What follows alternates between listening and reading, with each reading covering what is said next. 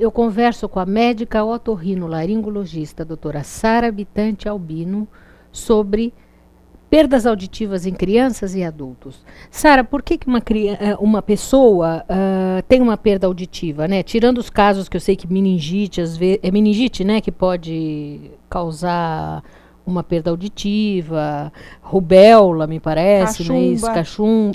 Cachumba? Cachumba. Na mãe. Não, cachumba na pessoa. Como é que é? Você tem a cachumba, o vírus entra na parótida, pela boca, vai para a parótida, que é a glândula salivar, e depois ele faz o trajeto do ouvido, vai lá para dentro, entra no nervo e destrói o nervo auditivo. Mas isso em criança? Qualquer idade. Em qualquer idade? Quer dizer que é por isso que é tão perigoso ter cachumba? Eu não sabia. Entre outras coisas, também a perda auditiva. Então, cachumba, meningite na mãe e meningite também...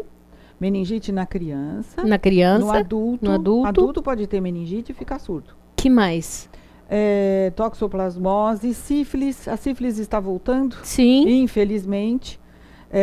E a sífilis congênita, que é aquela que o feto vai ser afetado pela mãe portadora de sífilis. Ele pode nascer com inúmeras malformações, inclusive cerebrais, microcefalia, alterações faciais graves e perda auditiva. Meu Deus. Muito grave, muito grave.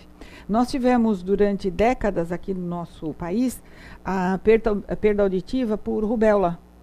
Então, a rubéola, durante a gravidez, fazia com que os fetos, as crianças, fossem geradas com várias alterações já intraútero.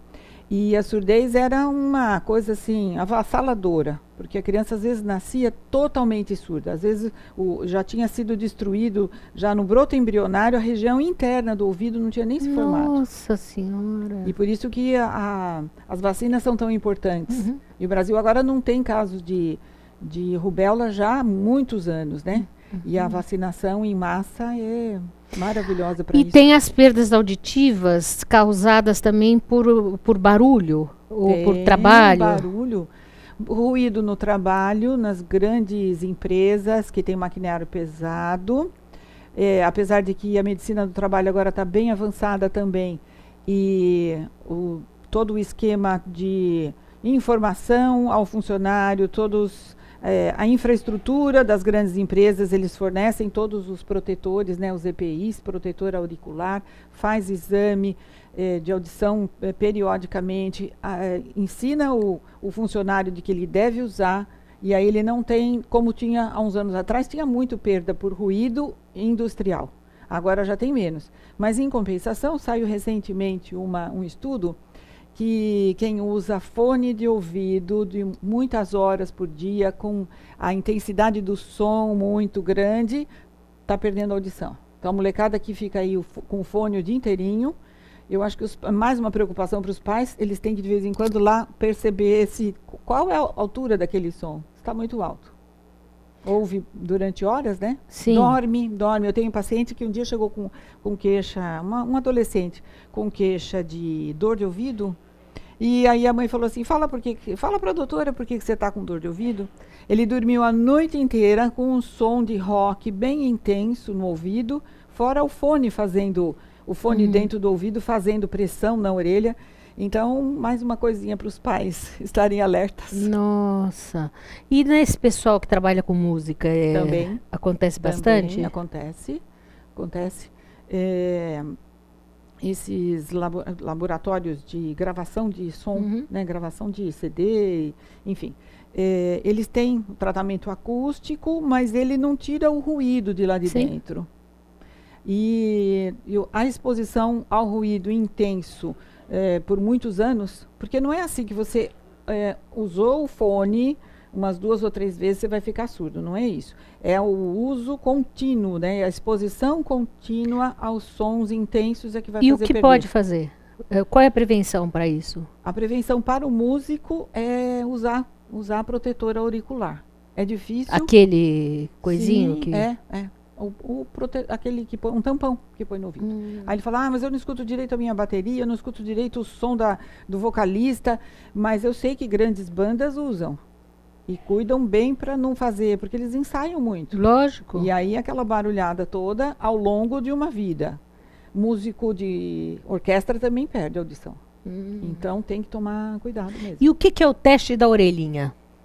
Teste da orelhinha. Teste da orelhinha é um teste de audição muito rápido, muito prático e muito eficiente, que é feito nas maternidades, é obrigatório por lei. Todos os bebês que nascem em maternidades no Brasil passam por esse teste. Teoricamente no Brasil inteiro. Eu não sei se ele nascer numa aldeia, se não tiver hospital, se ele vai fazer teste. Mas assim, o teste da orelhinha passou a ser obrigatório porque existe uma alteração genética que faz com que o bebê nasça ouvindo, ou às vezes já nasce com alguma perda, e ele vai perdendo a audição nos primeiros anos de vida. Olha que coisa ingrata. Ele herda o gene do pai e da mãe, porque é uma alteração recessiva. E aí, ele nasce ouvinte e depois ele perde a audição. Então, os pais, às vezes, até demoram um pouco para perceber que a criança está perdendo a audição, porque eles sabem que ele ouvia bem. E aí a criança começa a ficar diferente, numa fase em que ela precisa ouvir muito bem, porque ela tem que aprender a falar. Ela vai ter todos os estímulos da linguagem à volta dela. Que coisa, hein? É. Voltamos já a falar. Ouça agora a doutora Elizabeth Gaspar, cirurgiã, dentista, dando uma dica sobre saúde bucal.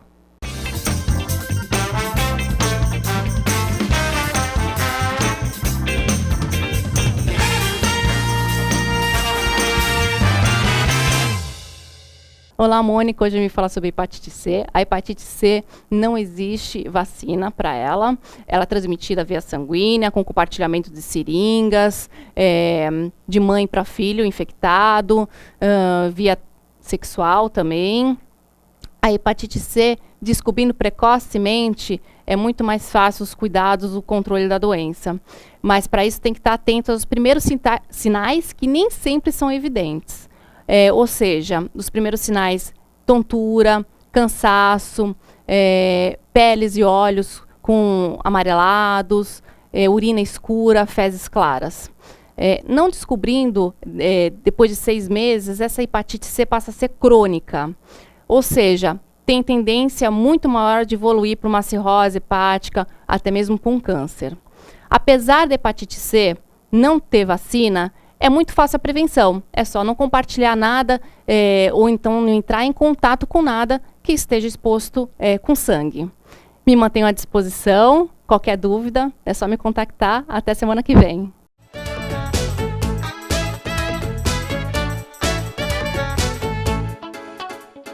O Smart Center oferece salas executivas que podem ser utilizadas por hora, dia ou mês, além de auditórios para treinamentos, cursos e seminários, salas de reuniões e o exclusivo programa Link, em que o cliente pode divulgar o endereço e telefone do Smart Center para receber encomendas, correspondências e recados. Uma opção inteligente que tem como diferencial aliar comodidade e baixos custos. Smart Center, o seu escritório virtual definitivo.